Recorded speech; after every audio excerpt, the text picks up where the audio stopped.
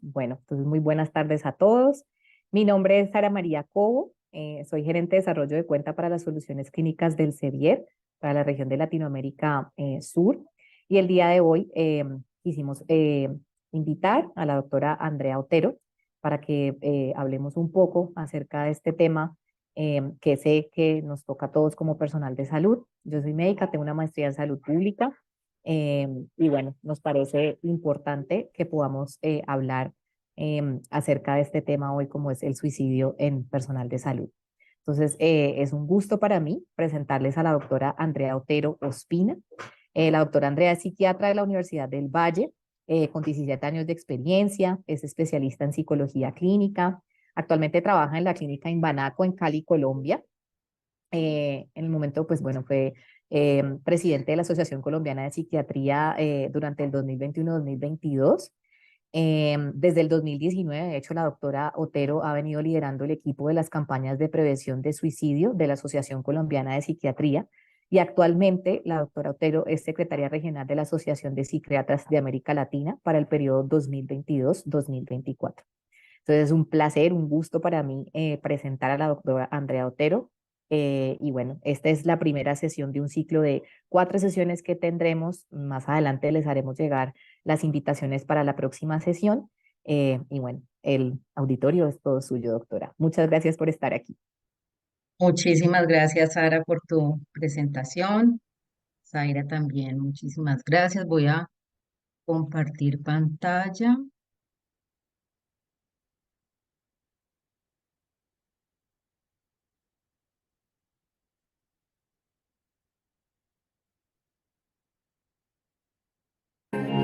Anymore. Un momentico que no sé qué pasó acá.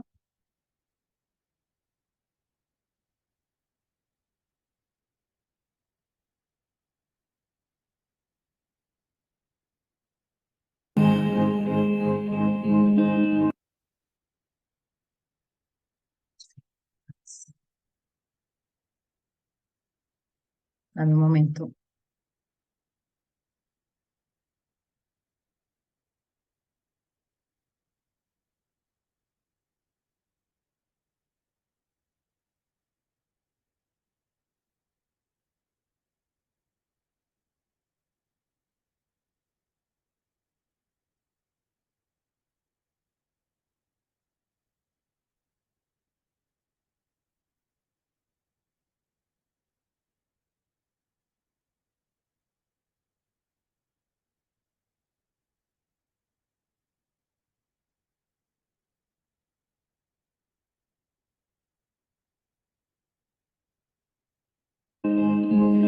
We saw brilliance when the world was asleep. There are things that we can have but can't keep. If they say, who cares if one more light goes out in the sky of a million stars? It flickers, flickers. Who cares when someone's time runs out? If a moment is all we are, or quicker, quicker. Who cares if one more light goes out? Well, I do. The reminders pull the floor from your feet. In the kitchen, one more chair than you need. Oh, and you're angry, and you should be. It's not fair. Just 'cause you can't see it doesn't mean it isn't there. If they say, who cares if one more light goes out in the sky of a million stars? It flickers, flickers. Who cares when when someone's time runs out. If I'm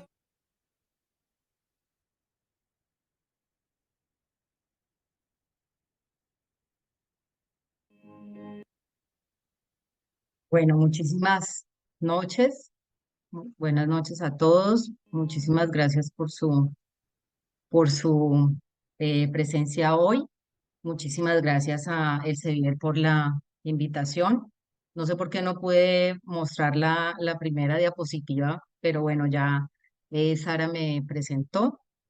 Es un gusto pues estar acá y quiero agradecerle a El Sevier el organizar esta serie de conversaciones sobre la salud mental de los profesionales de la salud y preocuparse por este tema, ya que es un tema silencioso, del cual no se habla, el cual se esconde, pero que cada vez es más común y más grave. Vamos a hablar entonces acerca del suicidio en los médicos. El suicidio es un problema de salud pública. Al año se suicidan aproximadamente 1.000 millones de personas. Esto quiere decir que cada 40 segundos alguien se está suicidando. Es la segunda causa de muerte en jóvenes entre 15 y 29 años y en algunos países empieza ya a ser la primera después de la pandemia. El suicidio ocurre en un 78% en países de ingresos medios a bajos como los nuestros, donde hay primero que todo muchísimo estigma y segundo muchísimas barreras administrativas para que la gente acceda a la atención en salud mental y cuando acceden, pues muchas veces los servicios no son de óptima calidad. Por este motivo tenemos muchísimo más número de suicidios en nuestros países de ingresos bajos a medios. Bueno, con respecto al suicidio en médicos, mm, el suicidio es una de las principales causas de muerte en médicos.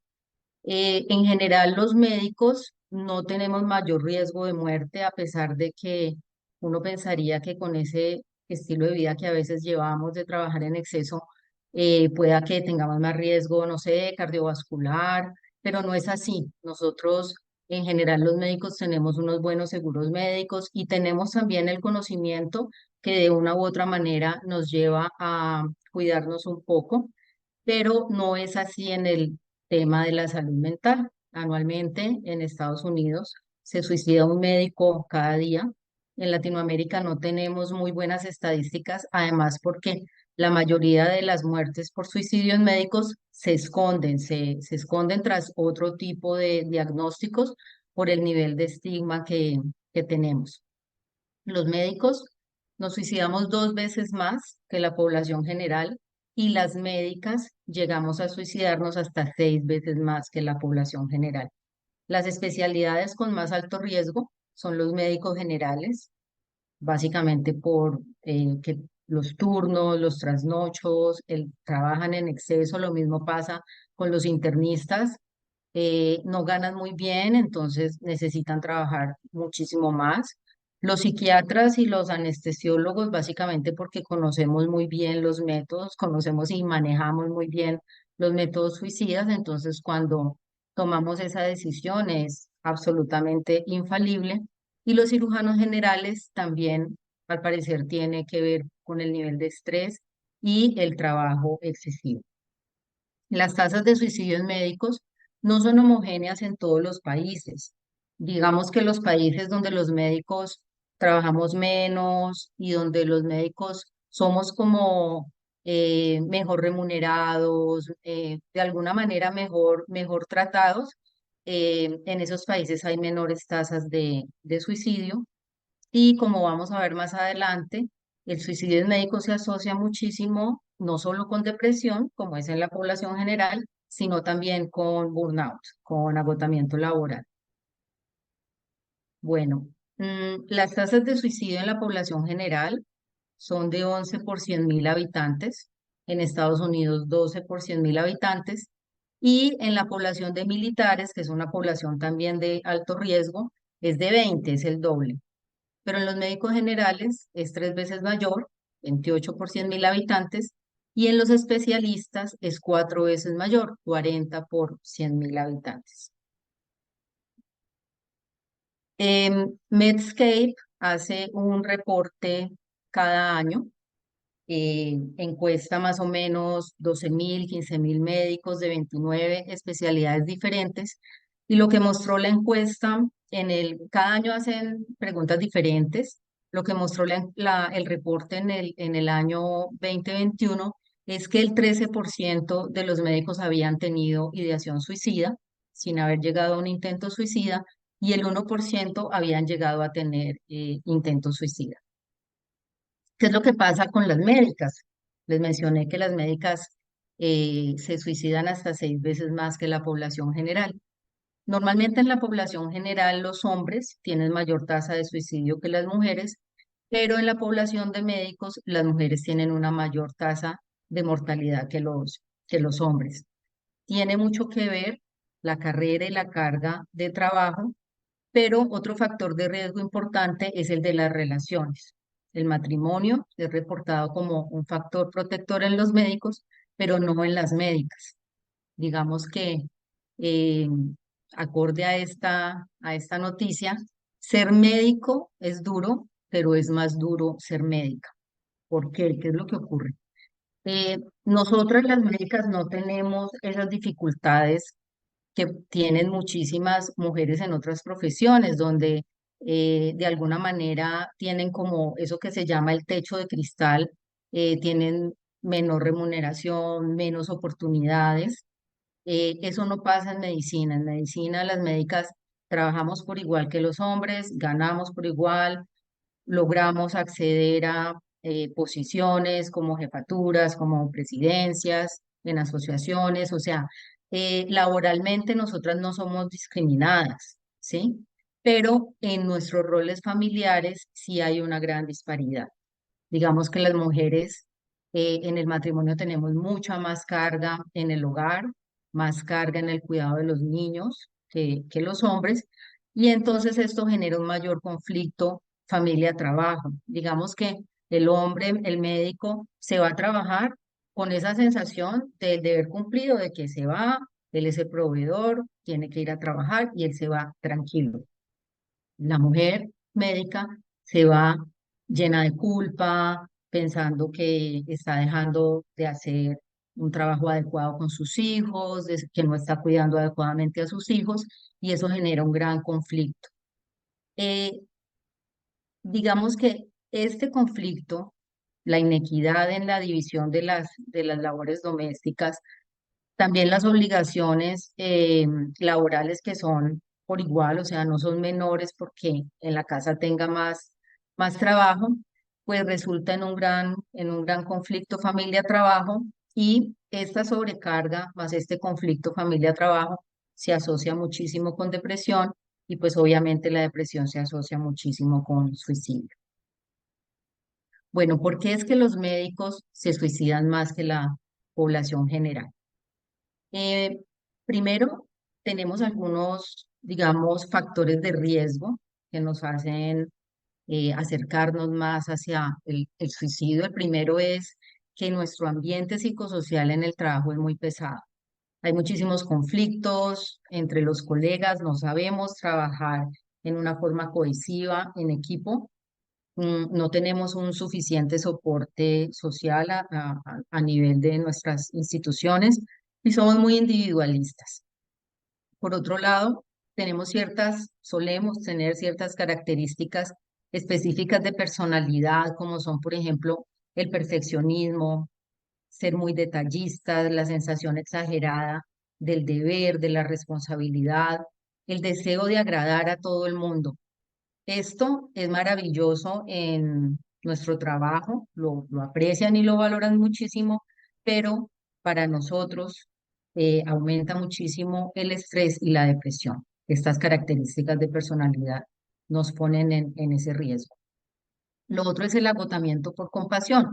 Los médicos, una de las satisfacciones que uno siente al ser médico eh, es ayudar a otros, poder ayudar a otros, salvar vidas, apoyar a nuestros pacientes.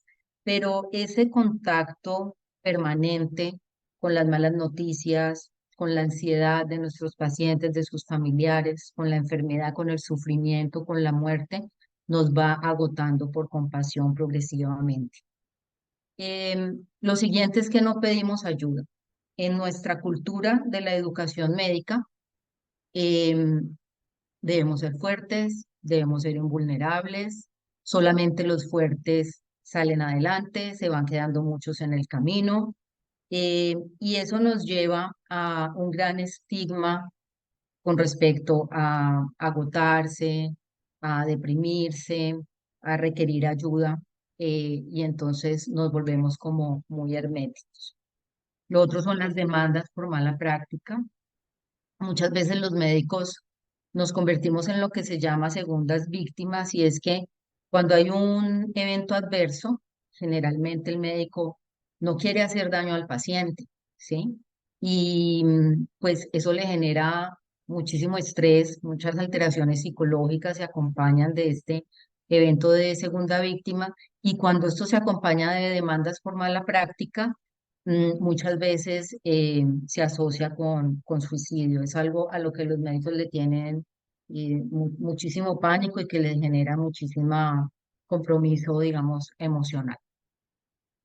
Bueno, el suicidio en médicos se asocia principalmente con el burnout, o sea, el agotamiento laboral, con la depresión y con esas barreras para buscar ayuda. Quiere decir que estamos en problemas porque en el reporte del 2020, del 2023, de esta encuesta de Medscape que les mencioné, el 53% de los médicos tienen síntomas de burnout y el 24% de los médicos están clínicamente deprimidos. Y pues sumamos a eso que estas personas que están pasando por estas condiciones no están muy dispuestas a buscar ayuda profesional, estos doctores. Bueno, vamos a profundizar un poquito en esos tres temas. Con respecto al burnout, el burnout es un síndrome psicológico que se asocia con el trabajo, con exceso de trabajo, y se asocia con agotamiento emocional, despersonalización y disminución en la satisfacción laboral. En este último reporte vemos cómo incluso hay especialidades como medicina de emergencia que tienen tasas de burnout de un 65% incluso. ¿Qué causa el burnout?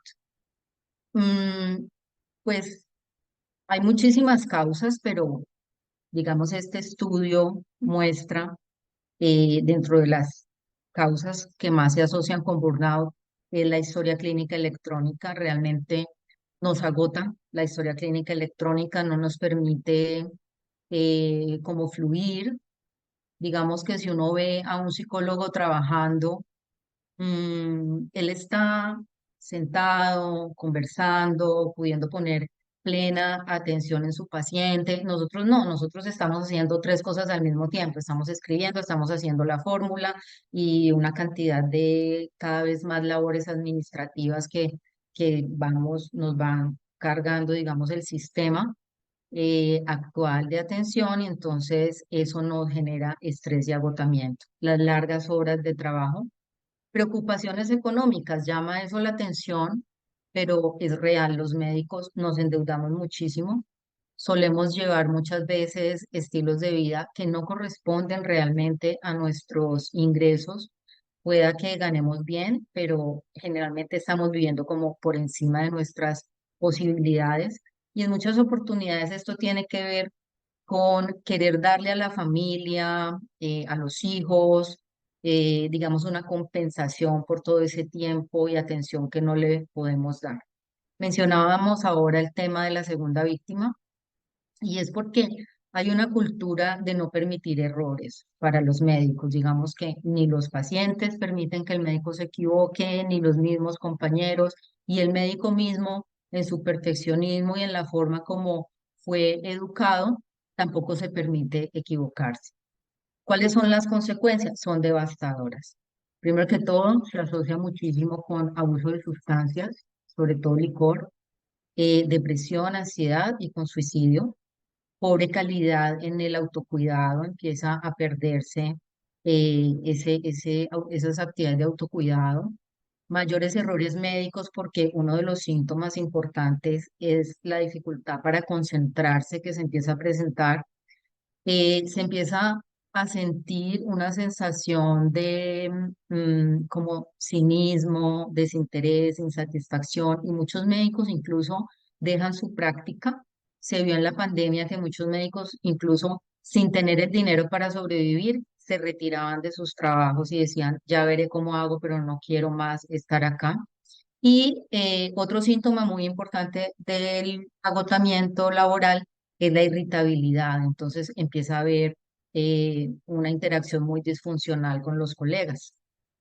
Digamos que ya no logra controlarse muy bien.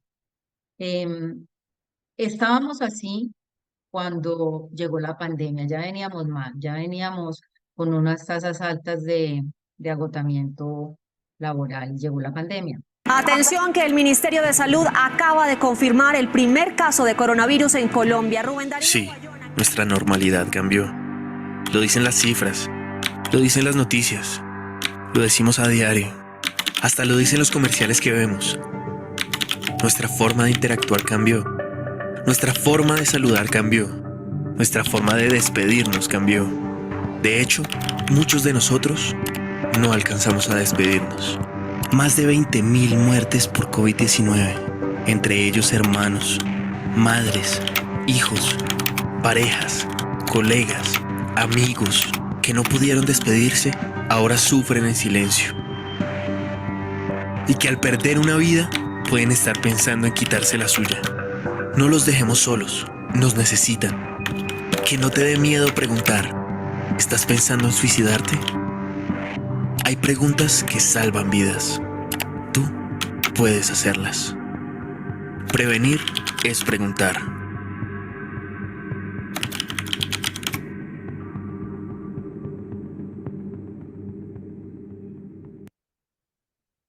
Bueno, el impacto de la pandemia con respecto sobre todo al burnout y la salud mental de los trabajadores de la salud fue grande.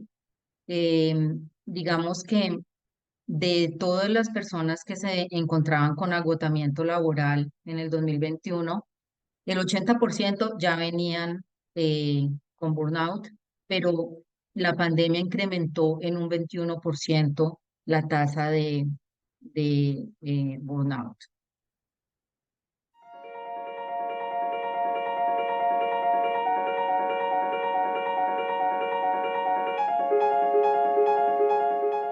Hola, soy médico de urgencias y pues en estos momentos siento una mezcla de ansiedad, de miedo, pero también te da esperanza.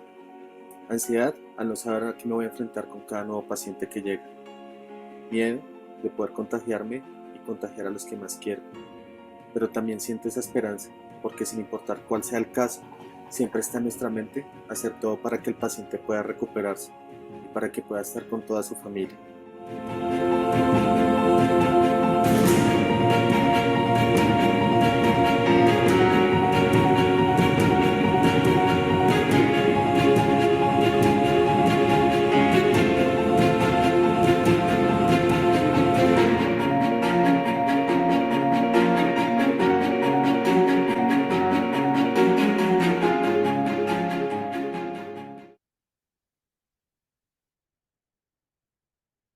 Bueno, estuvimos en primera línea, nos sentíamos agotados, muchas veces ansiosos, muchas veces tristes. Mm, y digamos que los trabajadores de la salud que tuvieron un mayor impacto fuimos los que estuvimos expuestos al COVID-19, las médicas, las de sexo femenino, preocupación de infectarse y la preocupación por infectar a otros. Las personas que tenían estos factores de riesgo fueron las que tuvieron más problemas de salud mental durante la pandemia. Durante la pandemia llegaron las tasas de depresión en médicos a un 20%, de ansiedad a un 20 y pico por ciento también. Y tuvimos también otros síntomas, como por ejemplo el 55% sentíamos fatiga, el 59% alteraciones en el apetito, 37% estrés, 37% insomnio, 21% ansiedad y 24% depresión. A pesar de tener todos estos síntomas, había muy bajo interés en recibir ayuda profesional. Lo que los médicos cuando les preguntaban querían era tener contacto social, tener ese apoyo social y poder estar en contacto con otras personas, pero no les llamaba la atención eh, poder recibir ayuda profesional. En Colombia tuvimos además una situación delicada y fue que los médicos empezamos a ser amenazados. No sé si pasó en sus países también, de las personas que nos están acompañando hoy de otros países.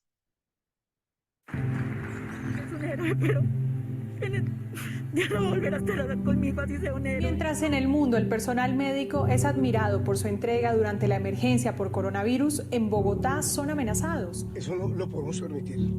O sea, que le amenacen de muerte a la familia, a la esposa, a los hijos.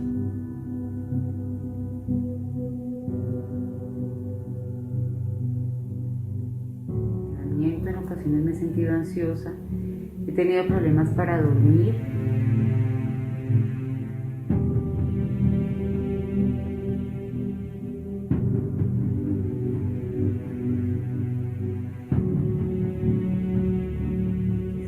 Por eso hoy la Asociación Colombiana de Psiquiatría se pone al servicio de estos profesionales con la campaña Ayudar a los que ayudan. Con esta preocupación a veces estamos pensando siempre en un tercero o en un segundo, nunca nos ponemos de primero pensando en la posibilidad de contagio.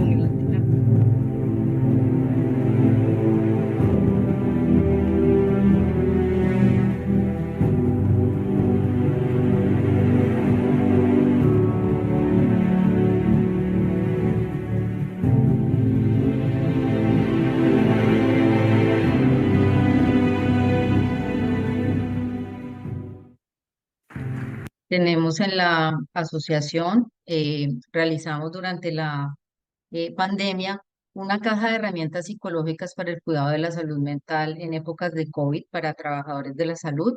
La pueden descargar en nuestra página psiquiatría.org.co y allí hay muchísimas herramientas psicológicas que pueden ayudar a un trabajador de la salud cuando no se está sintiendo muy bien. Se puede descargar y es completamente gratis. Bueno, pasamos entonces al segundo tema, que es la depresión. El riesgo de depresión en hombres en la población general es del 9%, en los médicos es del 15%, en las mujeres de la población general es del 15%, padecer depresión a lo largo de la vida, en las médicas es del 20 al 30%, entonces tenemos mucho mayor riesgo de depresión y se suma algo delicado que empeora esta situación y es que se asocia muchísimo con comorbilidad con abuso de sustancias. Generalmente, como ya hemos mencionado repetidamente, los médicos no buscan ayuda profesional y la ayuda profesional se da entonces o por ausentismo o porque el médico llega intoxicado al trabajo o porque empieza a tener muy pobre funcionalidad en el trabajo y digamos como ya no puede más. Este es de la última reporte de Medscape y resulta que el 67% de los médicos presentan algún síntoma de depresión en este momento y el 24% depresión clínica, una depresión con síntomas severos, prolongada, que no es causada por un duelo. El 24% requerirían de un tratamiento farmacológico o psicológico prolongado. Bueno, hace como unos 15 días salió una noticia en el periódico The Guardian, donde dice que los cirujanos se están matando en una tasa alarmada y que una cirujana decidió hablar.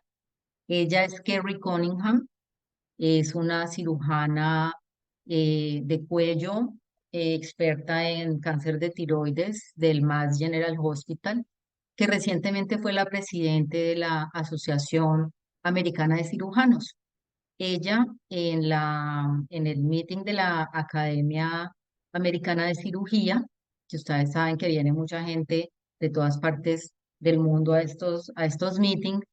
En el cierre, donde ella estaba cerrando su presidencia, ella decidió hablar con mucho miedo porque ella sabía o pensaba que hablar iba a implicar que muchos pacientes no quisieran volver donde ella o que sus compañeros le hicieran a un lado o incluso que no pudiera llegar a ser la jefe del servicio porque ha sido muy opcionada para ser la jefe del servicio de cirugía. Ella contó su historia frente a 2.000 cirujanos. Les cuento pues que esta noticia es muy reciente. Frente a 2.000 cirujanos, ella contó cómo ella había sido número uno en los Estados Unidos, siendo de los, digamos, de los tenistas jóvenes, estuvo en el US Open, llegó a ocupar como el puesto 36 a nivel mundial. Eh, y les dijo, y en este momento soy cirujana, estoy terminando mi presidencia, pero también soy depresiva, pero también he tenido ideas suicidas y en este momento tengo un diagnóstico de abuso de sustancias.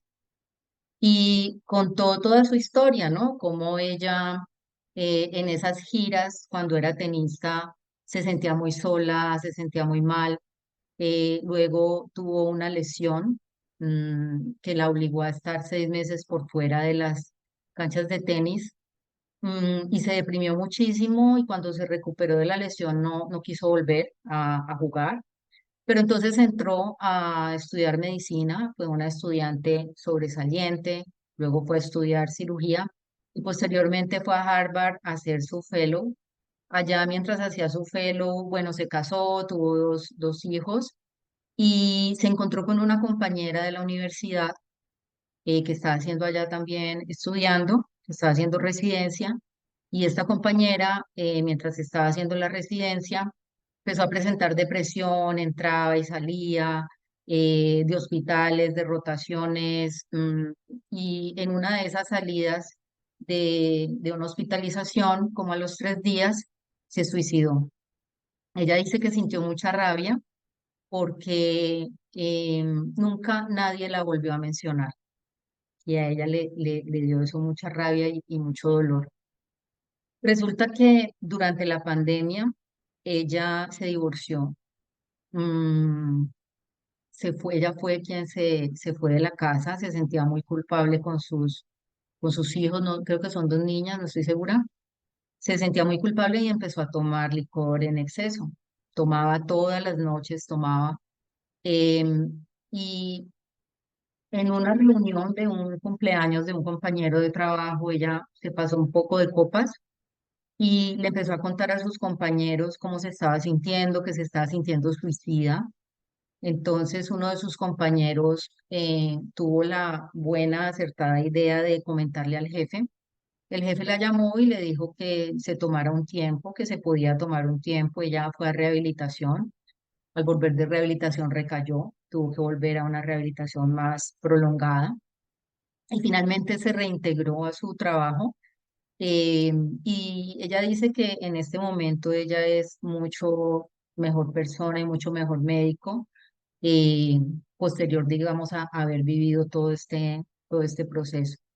Lo interesante es que todas estas 2.000 personas la ovacionaron, la felicitaron, mucha gente la llamó, mucha gente le dijo que le había salvado la vida por hablar de este tema, por ser abierta, por ver que se puede buscar ayuda profesional y que se puede recuperar.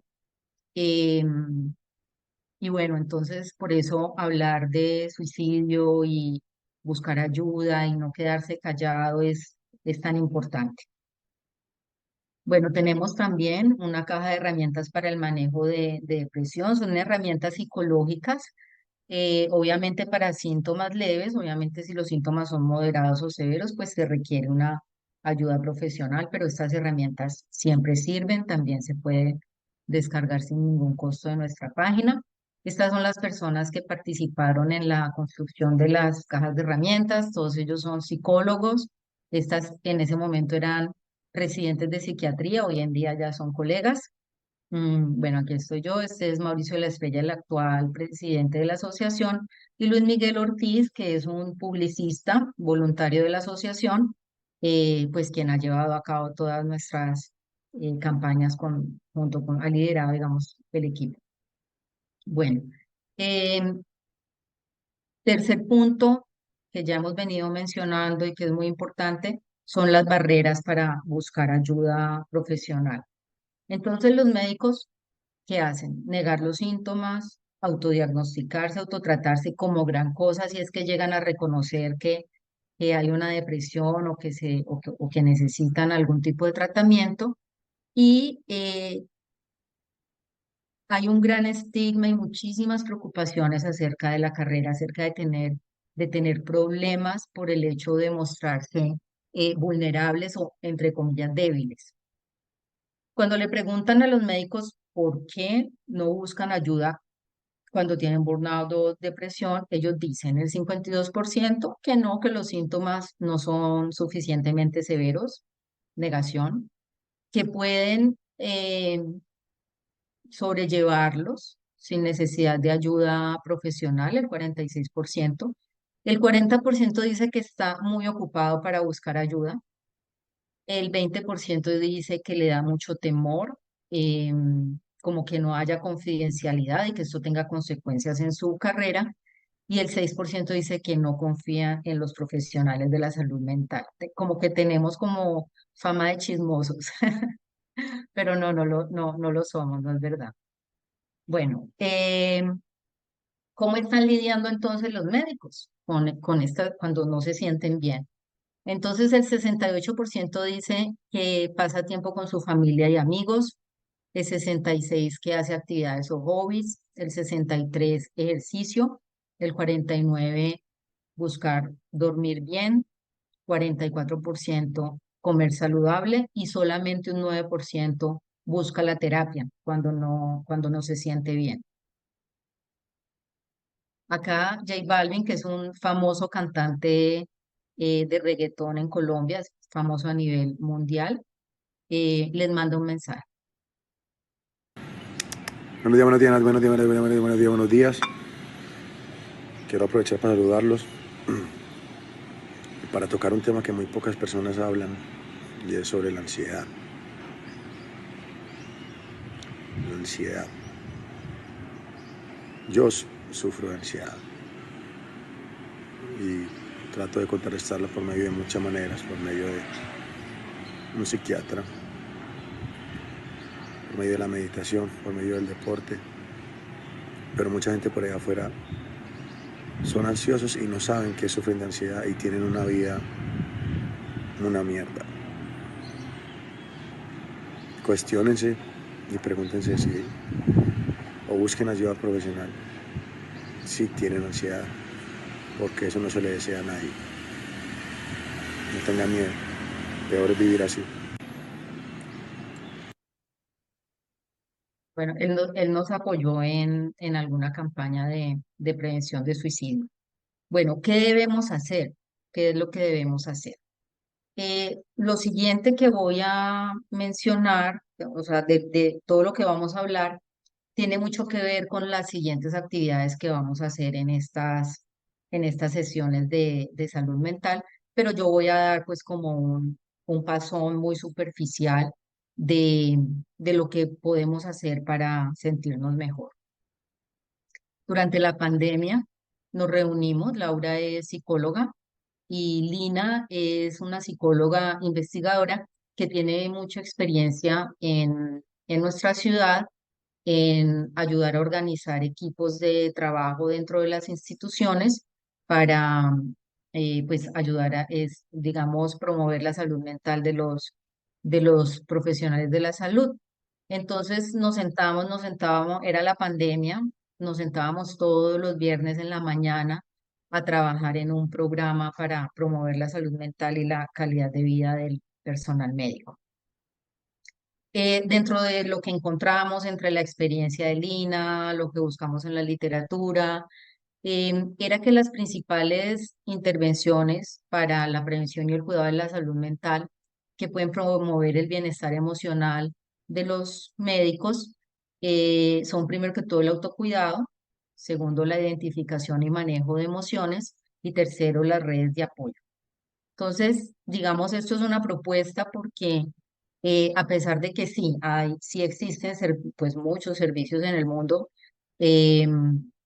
para ayudar a mejorar la salud mental de los trabajadores de la salud, digamos que cuando uno va a la literatura, todos estos, no hay muchas publicaciones eh, donde diga específicamente qué hay que hacer, como que cada grupo hace lo que, sí, lo que piensa, lo que encuentra, pero no hay, digamos, un consenso como de pronto puede existir en otros ámbitos. Entonces, lo primero que nosotras consideramos importantes es poder en una institución establecer una línea de base de cuál es el estado actual, no solamente de la salud mental, sino de la calidad de vida del personal médico. Entonces, identificar síntomas de depresión, de ansiedad y estrés, pero también encontrar cuál era el nivel de los médicos. Hablábamos ahora de esa satisfacción por compasión versus la fatiga por compasión. ¿Cuál era ese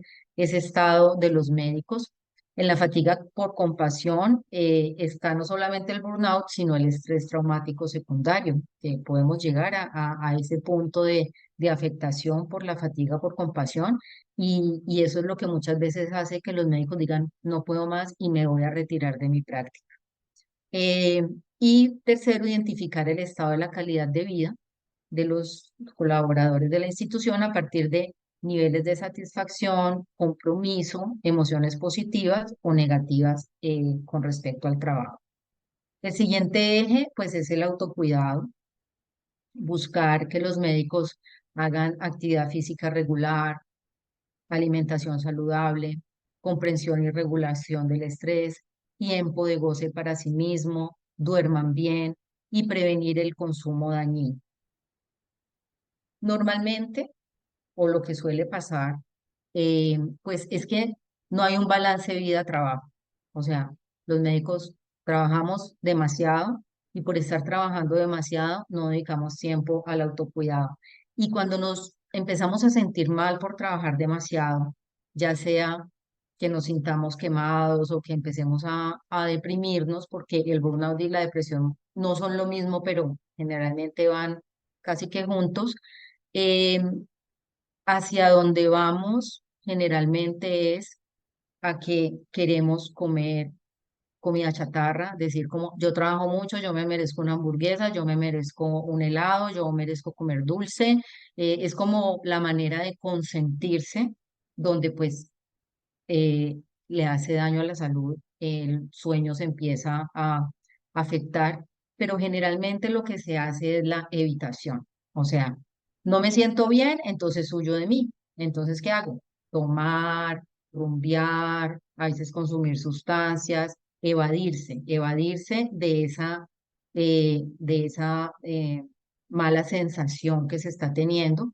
Y realmente lo que ayudaría sería irse al otro lado de la diapositiva donde tenemos empezar a alimentarse bien, empezar a dormir bien, empezar a hacer ejercicio, estar en contacto con la naturaleza, nos haría sentirnos mejor, ¿sí?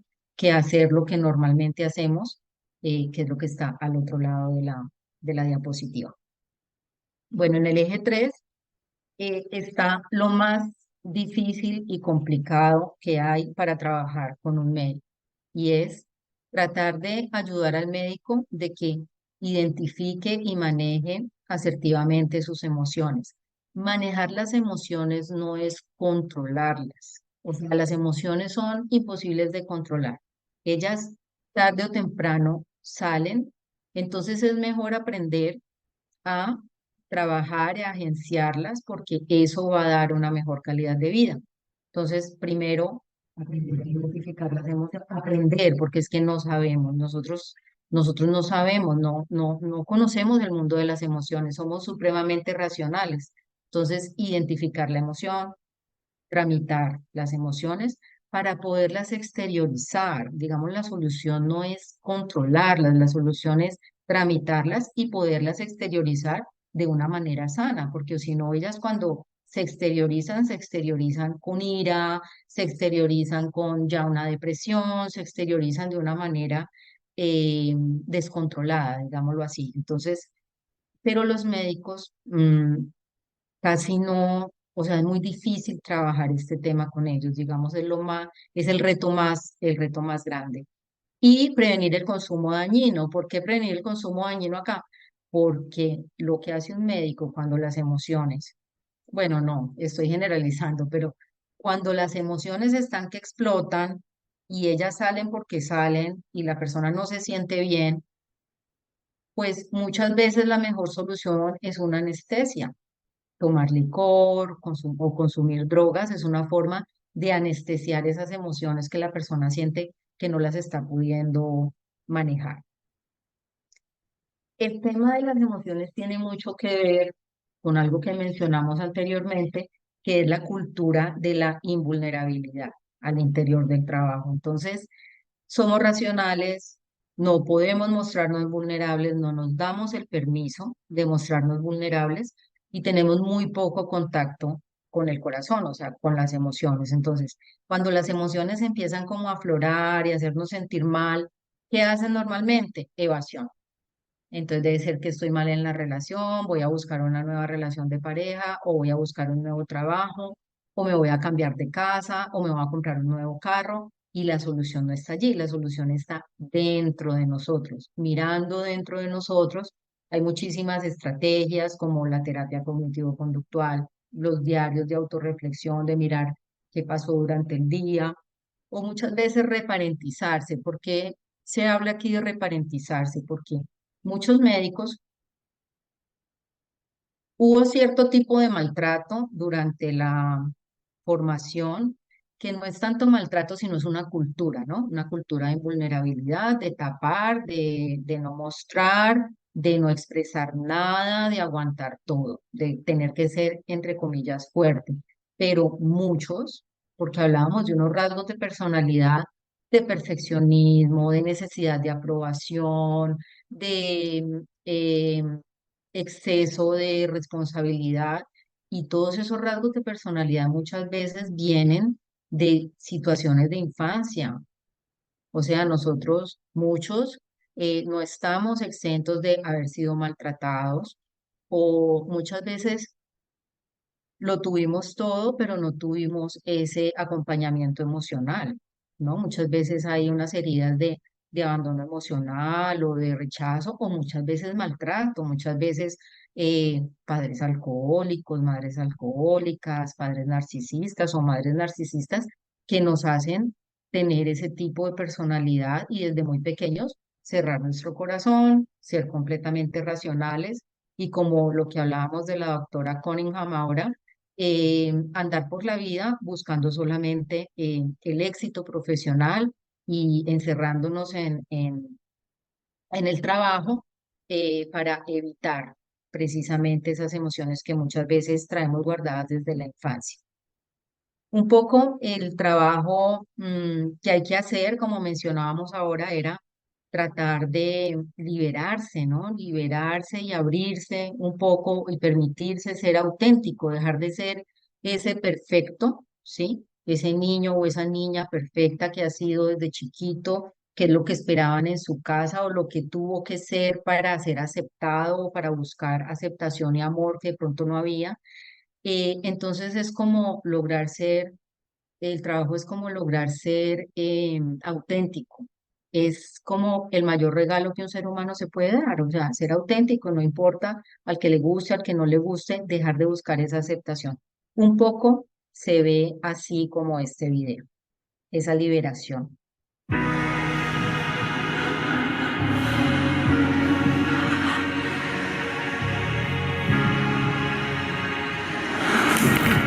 These four lonely walls have changed the way I feel. The way I feel. I'm standing still. Running, running, running, running, running, running, running, running from myself no more. Together we'll win it all. I ain't running, running, running, running, running, running, running from myself no more. I'm ready to face it all. I ain't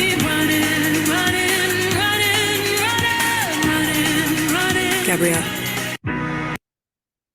Por último, el fortalecimiento de las redes sociales, sobre todo las relaciones sociales positivas al interior del trabajo. Como mencionábamos, hay muchísimos conflictos entre colegas, entonces, bueno, por un lado, hay que identificar quiénes son esas personas que pueden ser nuestra red de apoyo, en quienes confiamos, y a quienes nos pueden cuidar o a quienes nosotros eventualmente podemos cuidar, y principalmente los líderes de las especialidades, poder promover las relaciones positivas al interior del grupo. Muchas veces no se hace porque no se tienen las herramientas, pero eso se puede aprender. Y intentar dentro de las instituciones ofrecer un soporte profesional. Cuando se le pregunta a alguien si está pensando en suicidarse, no, contrario a lo que dice el mito, no se le está sembrando la idea de suicidarse. Si uno ve que alguien no está bien, es importante preguntar, y preguntar es tender una mano, tender un puente, decirle que está dispuesto a ayudarlo. ¿Sabes cuántas personas murieron por suicidio en el mundo en 2018? Más de 800.000 personas. ¿Sabes cuántas personas murieron por suicidio en Colombia en 2018? Más de 2.696. Muchos de ellos eran amigos, hijas, esposos, compañeros, sobrinos. Y el que crees hoy que tiene las respuestas, no te va a preguntar: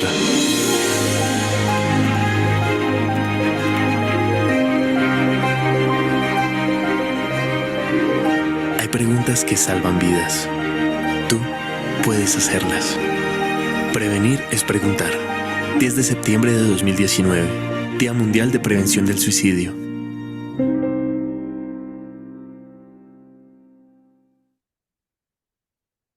¿Sabes cuánto?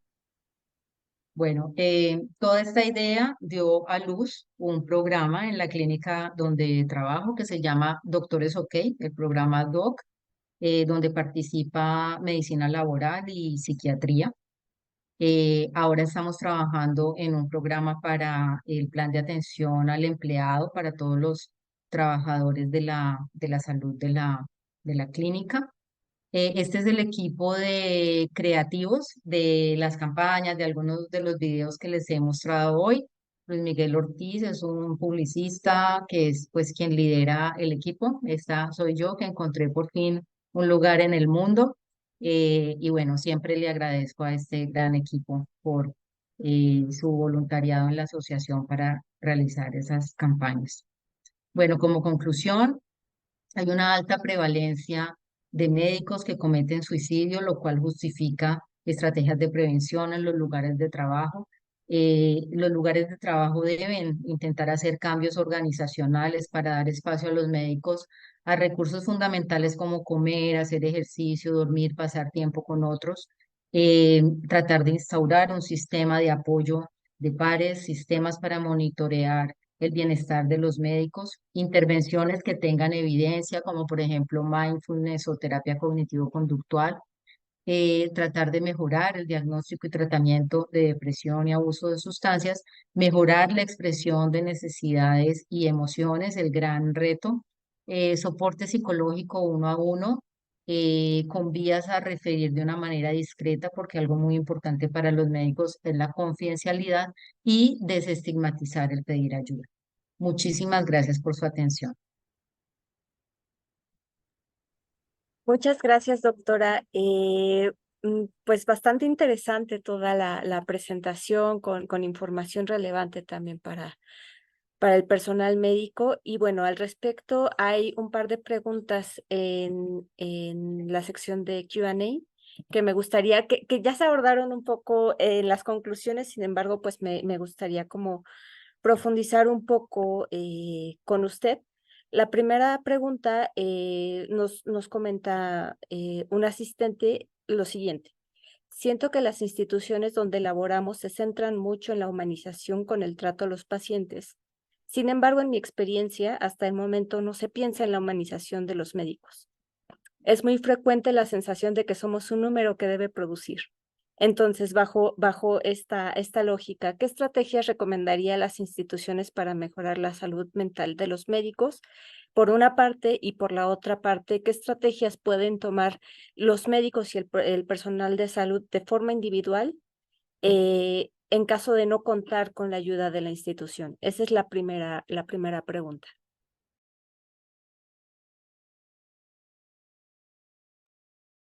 Tenía apagado el micrófono. Bueno, es indispensable esos 4 puntos que mencioné.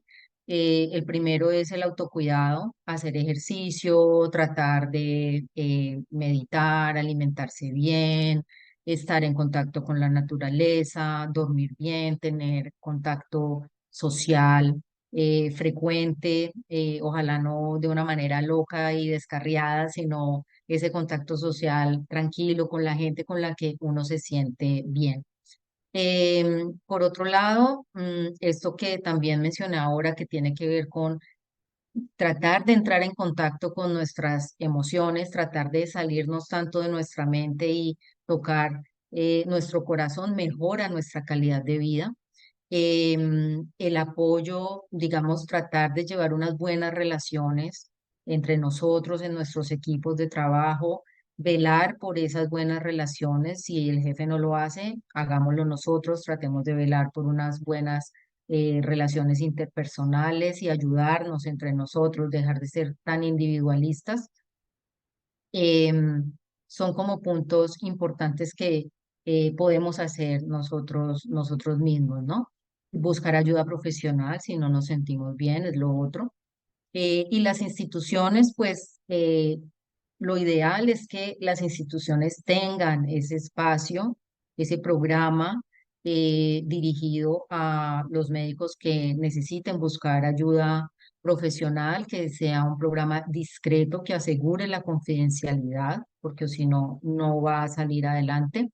Y que la empresa también, la institución trate de generar esos espacios donde los médicos puedan hacer ejercicio, puedan alimentarse bien dentro de la clínica, puedan compartir. Por ejemplo, en la institución donde yo trabajo, no es que sea pues una institución perfecta tampoco, pero hicieron algo como un club médico, un sitio donde uno puede ir, donde uno puede descansar, donde siempre hay comida, donde siempre te ofrecen un, un café, hay pasabocas, donde uno se puede sentar a mirar las montañas, y pues eso ha tenido muy buen resultado y es algo que realmente no es que sea tan costoso y ha sido importante también para encontrarse con otros colegas, conversar, bueno.